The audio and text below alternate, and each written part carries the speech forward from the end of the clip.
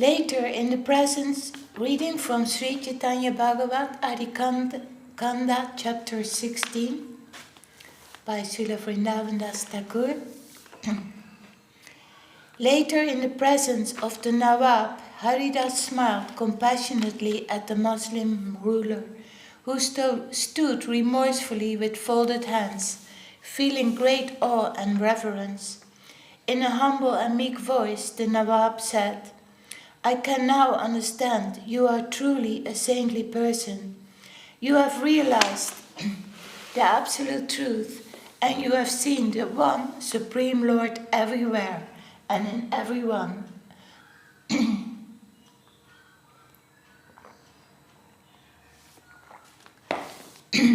Excuse me.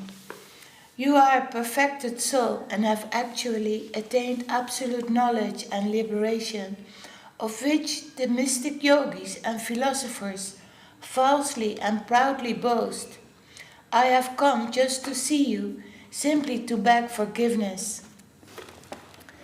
Kindly forgive me for the offenses I have committed against you. Since you see everyone equally, you have neither friends nor enemies. There is no one in the entire world that can actually grasp your extraordinary position. You are a free man in every respect. You may stay in a lonely hut or a cave on the bank of the river Ganga, or wherever you so wish. From now on, you may stay anywhere and do whatever you please. However, please be merciful upon those of us who have committed this great offense against you. Everyone, whether elevated or wretched, automatically forgets about mundane life when he sees the lotus feet of Srila Haridas Thakur. The Muslims had been angry enough to kill him, yet they were transformed and they worshipped his feet, accepting him as a holy man. After forgiving and blessing them, Haridas went to Pulia. With the holy name resounding from his lips, he reached an assembly of Brahmanas near Pulia. The Brahmanas were overjoyed by his arrival and they joined him in roaring kirtan. As he danced in their midst, he felt ecstatic joy sweeping through his body. Crying, shivering, laughing, swooning, horripilation, and roaring loudly, he fell to the ground, totally immersed in love of Krishna. The Brahmanas could not contain their unbounded joy. After some time, Srila Haridas calmed himself and spoke to the Brahmanas who sat around him. "My dear Brahmana friends, do not feel sad because of what happened to me. This punishment was certainly due me. I stood in the court and listened to the Muslim blasphemy, my lord. For this the Lord has punished me suitable. I am actually very happy because my punishment should have been more severe. The Lord has let me off very lightly. One goes to hell if he hears blasphemy of the Supreme Personality of Godhead. My sinful ears were filled with such blasphemy, and the Lord has given me the proper punishment, so that I may never commit this offense again." Srila Haridas passed his time relishing the nectar of the holy name and giving his enlightening association to the Brahmanas. Those Muslims who had tortured Das Thakur and their families as well were all eventually destroyed. Haridas left the village and moved into a cave on the banks of the river Ganga, where he maintained himself on the sweetness of the holy name and the memory of the pastimes of the Supreme Lord. Daily he chanted a minimum of 300,000 names of Krishna. By the influence of the transcendental sound of the holy name and the holy presence of Srila Haridas Thakur, the cave was transformed into a Vaikuntha planet of the spiritual sky. In Haridas's cave lived a large and poisonous snake that emitted such strong vapors that not a soul could remain in the cave for more than a moment. People from the village came every day to visit Haridas, but they could not stay long enough to speak with him. Although the visitors were all driven away by the poisonous air, Haridas was completely oblivious to the presence of the snake. The Brahmanas consulted one another about the foul air in the cave, and then discussed the matter with some Ayurvedic physicians in Pulia. After some research, they determined that the poisonous snake had indeed built its home into Haridas's cave. The physicians felt strongly that Haridas should vacate his cave, for living with such a snake was improper. They joined the Brahmanas and approached Haridas to explain the situation. On account of the vapors from a poisonous snake living within your cave, no one can remain here, they explained. You should also vacate this place and find a more suitable cave to live in. I have been living in this cave for a long time, and I have never been inconvenienced by the vapors you speak of, replied Haridas. However, if none of you can remain within the cave, and it causes you such distress, then I shall leave here tomorrow. If it is true that the snake lives here, and if he does not leave by tomorrow, then I shall certainly go. I can assure you that one of us will leave this cave by tomorrow. Please do not worry about this problem any longer. I am concerned that all of you not waste your time in futile, mundane talks. Every moment should be utilized discussing topics of Krishna consciousness. In the course of this discussion, a miracle occurred. Evening had gradually descended around the Haridas and the Brahmanas when the snake slithered out of its hole. Its huge, frightening body, crossed with effulgent red, yellow, and blue stripes and crowned with a brilliant gem, slid quietly past the Brahmanas and left the cave forever. Its appearance was both awesome and attractive, and as it slithered past, the Brahmanas remembered Krishna as their only shelter. After the snake left, the burning sensation from the poisonous air also vanished, and all the Brahmanas were satisfied. Their faith in the extraordinary spiritual potency of Haridas Thakur swelled, for they understood that the snake had left because of Haridas's assurance to the visitors. Simply the sight of Haridas's dissipates one's innate nescience and material entanglements.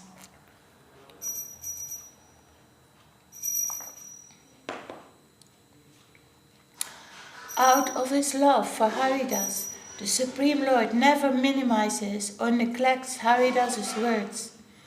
Another similar incident is related to a snake charmer. One day in the courtyard of a rich man's house, this snake charmer was performing a snake dance. He was chanting a special mantra accompanied by musicians playing the mridanga and mandira. Haridas was passing by and stood to one side watching the snake dance.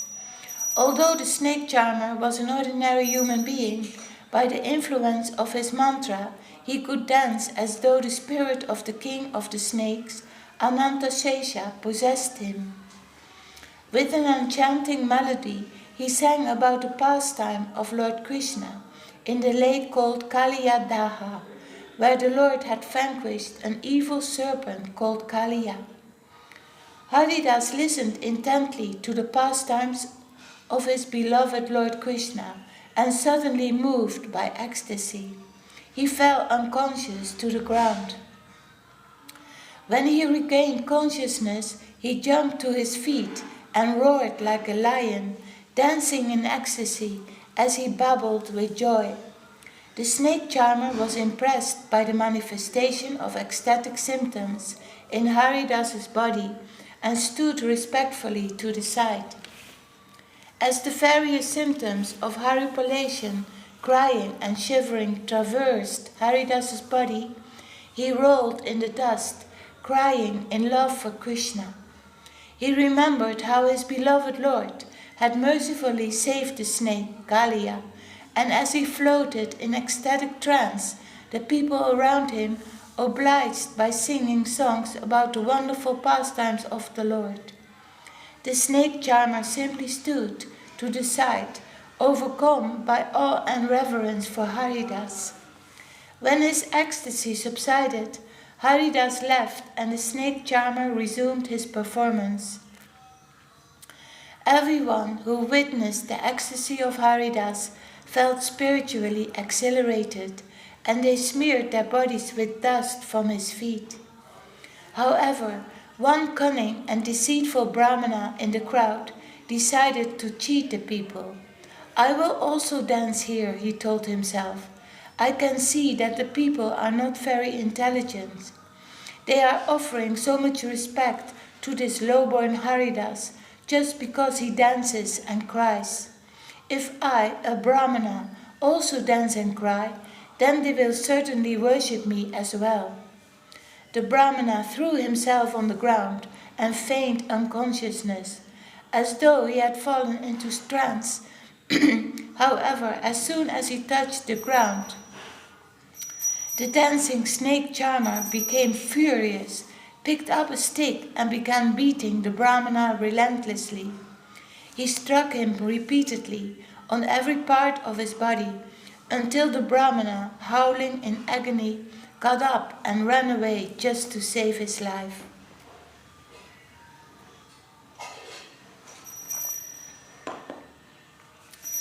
The snake charmer then resumed his dance while the entire crowd stood dumbfounded.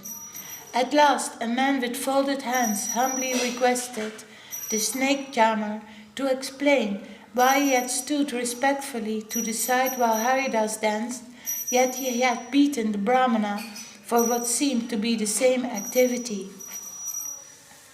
The spirit of Anantasesha, who dwelt within the snake charmer, then spoke in glorification of Srila Das Thakur.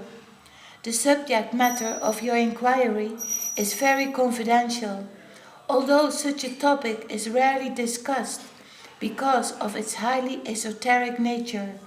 I shall nevertheless answer your question. When Srila Das Thakur was dancing in ecstatic trance, each one of us felt our respect and affection for him spontaneously increase. However, the deceitful Brahmana was simply imitating Haridas in order to get some cheap adoration from the crowd. Now, out of love for Krishna, but out of envy, not out of love for Krishna, but out of enviousness toward a pure devotee, the Brahmana threw himself on the ground and feigned ecstasy. Furthermore, he interrupted my dancing.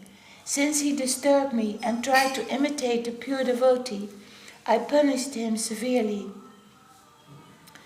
This arrogant and deceitful Brahmana has no love for Krishna. To receive the shelter of devotional service at the lotus feet of Lord Krishna, one has to become pure, free from deceit.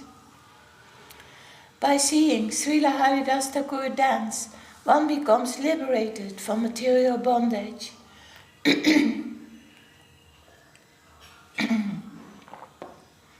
Even the Supreme Lord Krishna himself dances.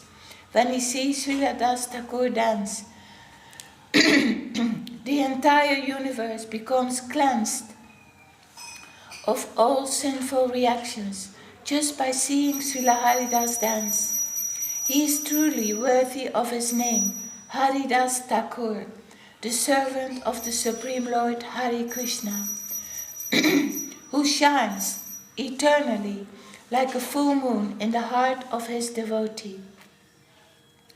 Haridas is affectionate and compassionate towards all living entities, and he descends as the eternal servant of the Supreme Lord in each of the Lord's incarnations. He is free from any fault or offense towards the Supreme Lord or his devotees. Even in his dreams, he never commits an offense. A moment's association with Haridas can purify any living entity and assure him the eternal shelter of Lord Krishna's lotus feet. Even Lord Brahma and Lord Shiva constantly desire his association. Haridas appeared in the family of a lowly Muslim on the order of the Supreme Lord, just to teach human society that material designations like caste, creed, birth status, and family position are all illusory, and pursuing them is futile. If a pure devotee of the Lord is born in a low-class family, he is no less worthy of worship. This is the injunction of the scriptures. On the other hand, if someone is born in a sophisticated family but does not worship the lotus feet of Sri Krishna, then his high birth is useless, for he lives just like a resident of hell. Just to prove the truth of these scriptures, Srila Haridas took birth in a low-caste family. Prahlad Maharaj, one of the greatest devotees of the Lord, had previously appeared in a family of demons, and Hanuman, the greatest devotee of Lord Ramachandra, took birth in a monkey species. The demigods desire the touch of the pure and transcendental form of Srila Haridas Thakur, and Ganga Mata also prays that her water will be sanctified by his presence. However, one need not touch Srila Das Thakur. Simply by seeing him, one is automatically freed from the eternal cycle of birth and death. Furthermore, one who sees a devotee who has taken shelter at the lotus feet of Srila Haridas Thakur is also granted freedom from material bondage. Neither 1,000 miles nor 1,000 years would be sufficient to describe and hear the wonderful qualities of Srila Haridas. You are a fortunate soul, for you inquire, has given me the opportunity to glorify the pure devotee, and has given you the opportunity to hear the transcendental topic. From the moment a person speaks the name of Srila Haridas Thakur, his ascension to the supreme abode of Lord Krishna is guaranteed. Nagaraja, the snake charmer, then felt silent. The assembled brahmanas and pious gentlemen felt thoroughly satisfied by his glorification of Srila Haridas. Of course, Anantashesha is a pure Vaishnava devotee of the Supreme Lord and is always engaged in glorifying the Lord and his devotee. This was not his first occasion to describe the outstanding qualities of Haridas.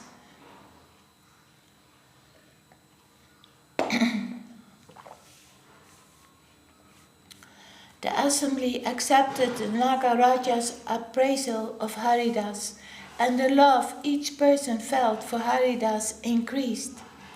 Srila Haridas was a pure devotee of Lord Chaitanya, and although Gaurachandra was yet to reveal the process of devotional service to the Supreme Lord, Haridas continued to demonstrate his love for Sri Krishna.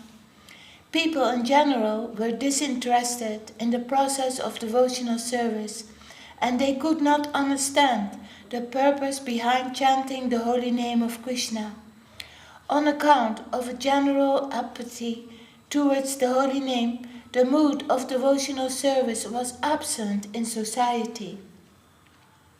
People taunted and jeered at the Vaishnavas who engaged in kirtan, so the saintly devotees assembled in a quiet spot away from everyone were there.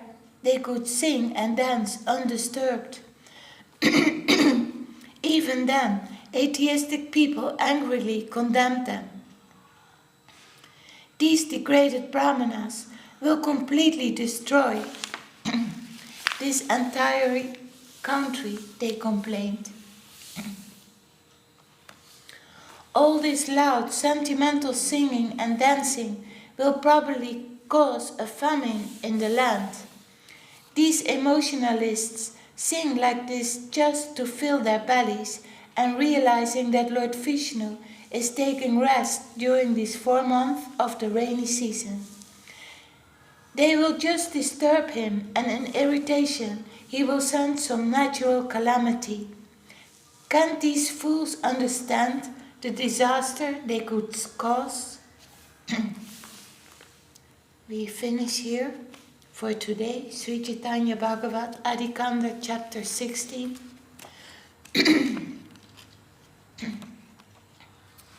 The glories of Srila Haridas Thakur.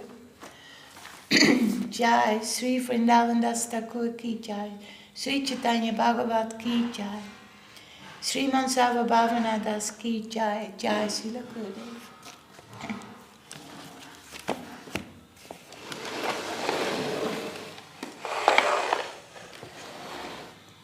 Hari Ara Shavaya Namaha.